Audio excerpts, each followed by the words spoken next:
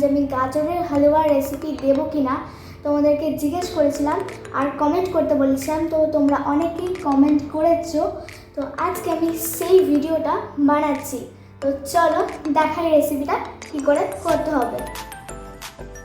So এই গাজরটাকে at first এরকম করে গ্রেট করা হয়েছে, লাইক দিস, এরকমভাবে গ্রেট করে নেওয়া হয়েছে। দেন এবার ঘিয়ে ভাজতে হবে। তো চলো দেখাই কি করতে হবে। তো এটাকে এখন ঢালা হচ্ছে ভাজার জন্য, মা ঢেলে দিচ্ছে, ছিটকাচ্ছে কিছু। দেন এটাকে এবার ভেজে নিতে হবে। তো আমি একটু নাড়া ট্রাই করছিলাম, মা একটু এরকম করে পুড়ে গেছে পুরো ভাজা হয়ে যাওয়ার পর দেখা হচ্ছে আবার এটাকে ভাজতে হবে এখন কিছুক্ষণ ধরে। বেশ মা বললো সেটাই, এরকম নেড়ে নেড়ে এটা ভাজা হয়ে যাক, দেন আবার দেখা হচ্ছে।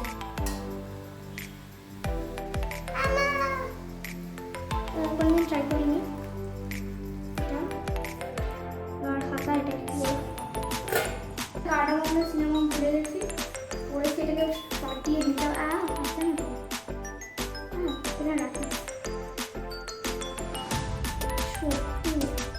এটা ফাটিয়ে নিয়ে যায় না,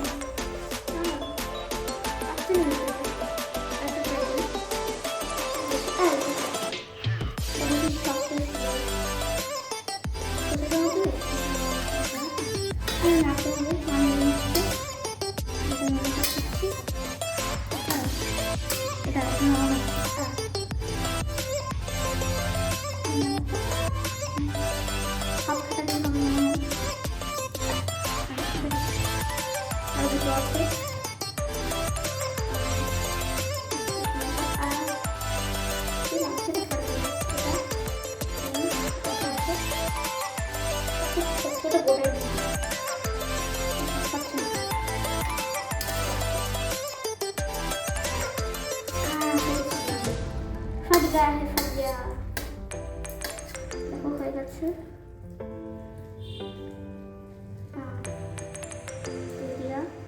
আমি আর একটু মা নেড়ে দিচ্ছিল, গন্ধ হচ্ছে নাইস স্মেল। এবার মা বলছে আমার হচ্ছে দুধটা কম হয়েছে, তাই একটুখানি দুধ নেওয়া হয়েছে দেওয়ার জন্য, এরকম করে তাহলে ফুটতে টাইম লাগে।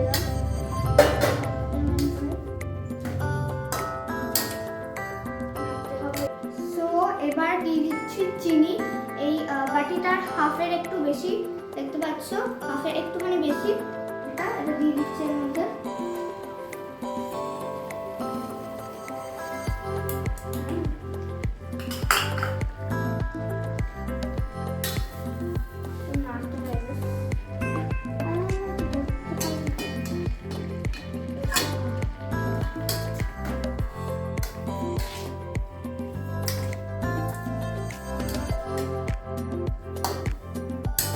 তো এবার আমাদের আমুল স্প্রে দিতে হবে 2 স্পুন মতো, এই স্পুনে 2 স্পুন মতো এরকম করে।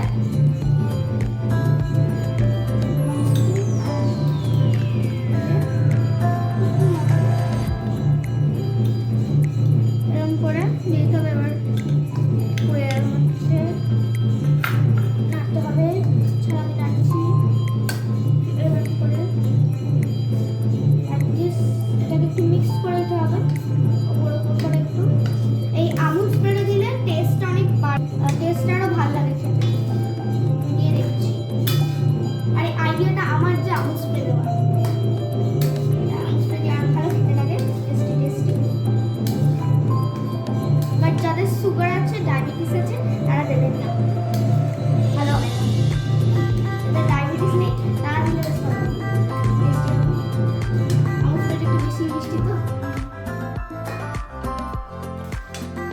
তো দেখো আমি এবার টেস্ট করার জন্য নিয়ে চলে এসেছি যে কেমন হলো এই গাজরের হালুয়ার রেসিপিটা। তো চলো টেস্ট করে দেখা যাক। গরম আছে,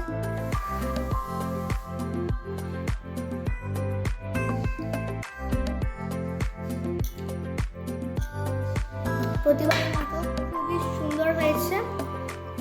তো তোমরা এটা বাড়িতে ট্রাই করতে পারো, আর যারা যারা ট্রাই করলে আমাকে কমেন্ট করে অবশ্যই জানিও কিন্তু।